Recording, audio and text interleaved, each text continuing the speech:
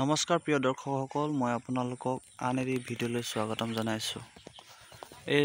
আজি এই ভিডিঅ'টি হৈছে এই যি তিতাকেৰেলা, এই তিতাকেৰেলা আৰু প্ৰায় 2-2.5 মাহৰ পিছত ইয়াৰ গছবিলাক মৰি যাব বা শুকাই যাব, ইয়াৰ প্ৰডাকশ্যন কমি যাব, গম পাইছেনে?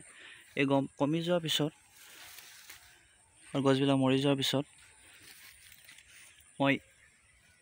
তাৰপিছত মই কি কৰিম তাক লৈ আপোনালোকৰ এই ভিডিঅ'টি মই আপোনালোকৰ ওচৰলৈ আহিছোঁ।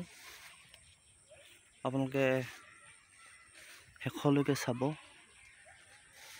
এইখিনি শেষ হৈ যোৱাৰ পিছত ইয়াৰ পিছত মই কি কৰিম তাক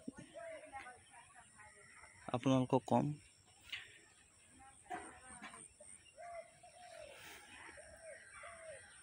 কাৰণ ইয়াৰ লগে লগে যদি মই ৰেডি কৰি নথওঁ, পিছত মোৰ টাইমটো বহুত গুচি যাব।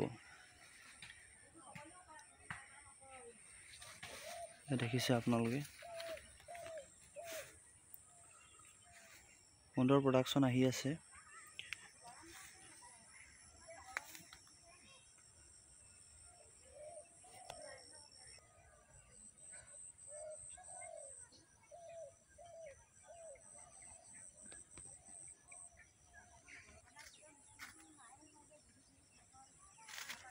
চাই আছে আপোনালোকে।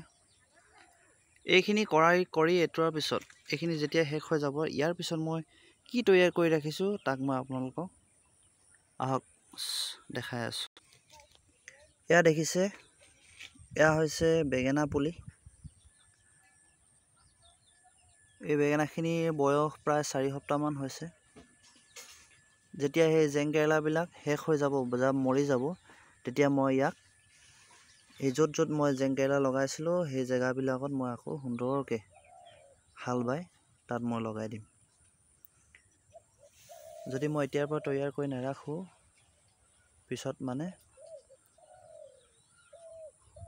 টাইমিংটো সিফালে নিমিলিব।